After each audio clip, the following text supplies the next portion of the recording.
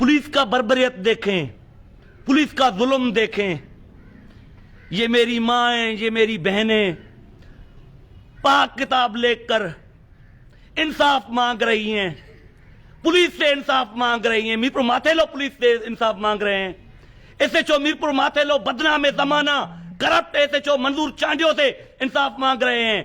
SSP Ghotki अनवर खितरान से इंसाफ की भीख मांग रहे हैं। इनके किरदार, इनके जबानी सुनो, इनके किरदार सुनो। एसएचओ मीरपुर माथेलो बदनाम जमाना एसएचओ मंजूर चांडियो के बद किरदार सुनो, जुल्म सुनो। एसपी अनवर खितरान के जुल्म सुनो। आओ दास्तान सुनो। ये सबकी माएं हैं, ये मेरी माएं बहनें हैं। आओ इनका दास्तान सुनो। इनका भाई कत्ल किया गया है। जिन्होंने इनका भाई कत्ल किया इंतहाई बासर हैं, उनके पास अरबों रुपए हैं।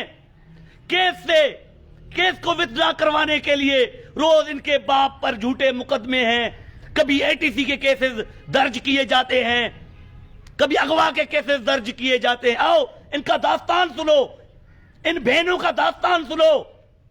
शर्म आनी चाहिए एसएसपी घोटकी अनवर खितरान को, शर्म आनी चाहिए। बदनाम जमाना एसएचओ मंजूर चांडियो को। आए सुने, देखें, आए।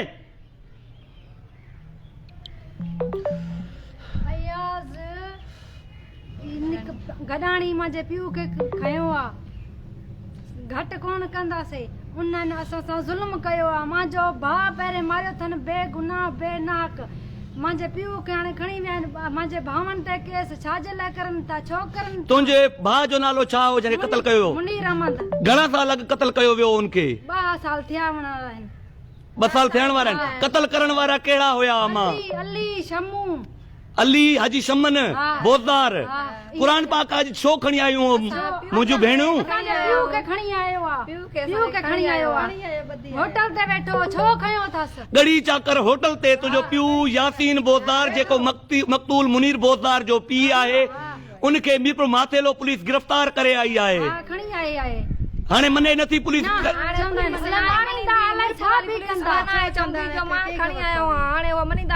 असांखे ॾेखारनि, असां ॾिसूं नी के। अमा मां पंहिंजे अखियुनि सां ॾिठो आहे। मीरपुर पुलिस खे तव्हांजे पीउ खे गिरफ़्तार कंदे मां अखियुनि सां ॾिठो आहे। मां हाणे कलाक ॾेढ थियो आहे। मां उन्हनि जे जेके मत मारनि, असां जेके मत गुम करनि, फैसले जेका ज़ोर रखियूं वधा आहिनि, चवंदा आहिनि फैसलो करो।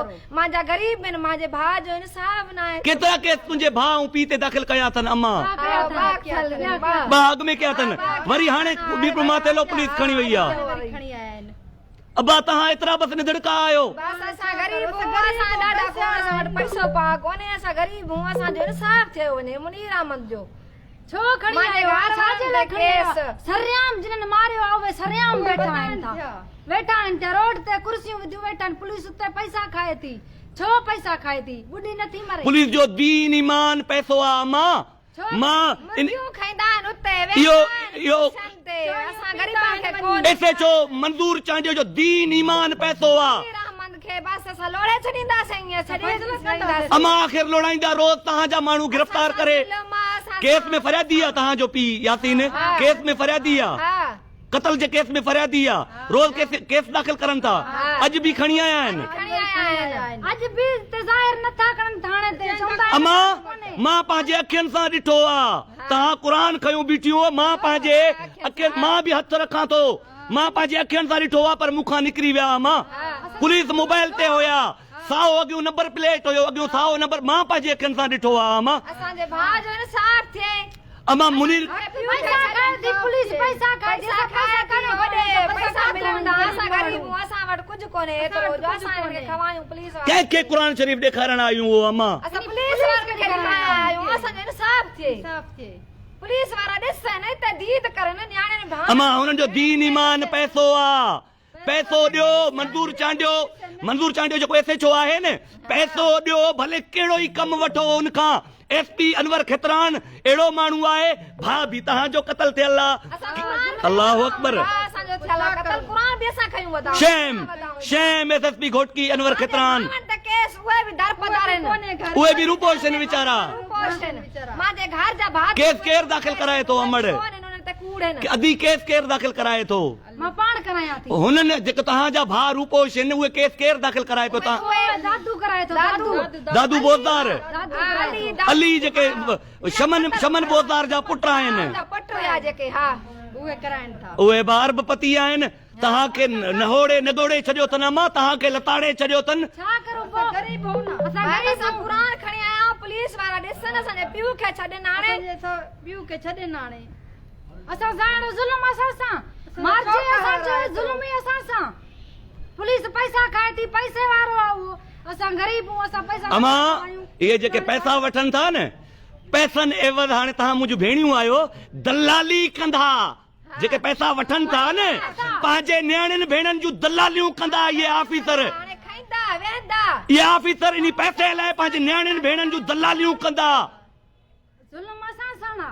छो असां सां कहा असां सां असांजी कोई नथो ॿुधे एसपी साहब एसपी अनवर खितरान साहब आपको पता है इसको मीरपुर माथेलो में किस वजह से तैनात किया गया बदनाम जमाना SHO है मंजूर चांडियो आपको भी पता है आपके ऊपर के अफसरान की सिफारिश पे आपने इनको तैनात किया है अभी आज यासीन बोज़दार को गड़ी चाकर से गिरफ्तार किया गया है गड़ी चाकर से यासीन बोज़दार का बेटा कत्ल हो चुका है उस केस में अपने बेटे के केस में मदई है फरियादी है रोजाना वो जो मुल्जमान है अरबपति उनके पास अरबों रुपए हैं वो कभी पुलिस को दलाली के पैसे देकर कभी कौन सा झूठा मुकदमा दायर किया जाता है कभी उठा लिया जाता है अभी ये मंजूर चांडियो ने किया है या एसपी अनवर खितरान ये आपने किया है ये प्लीज वजाहत करें ये जो पैसे लेकर कत्ल 302 के केस के फरियादी को आपने जो गिरफ्तार मीरपुर माथेलो पुलिस SHO मंजूर चांडियो ने जो गिरफ्तार किया है वजाहत चाहिए ये आपने पैसे लिए हैं या SHO ने दलाली के पैसे लिए हैं प्लीज वजाहत करें क्या कसूर है इनका बेटा भाई भी इनका कत्ल है रोजाना झूठे मुकदमे दर्ज कराए जाते हैं उनके पास अरबों है ना हाजी शमन बोज़दार को तो हर कोई जानता है अली बोज़दार को हर कोई जानता है दादू बोज़दार को हर कोई जानता है उनके पास अरबों रुपए हैं ये तो कुरान पाक लेकर आए हैं आपके पास SSP घोटकी अनवर खितरान ये आपके पास कुरान पाक लेकर आए हैं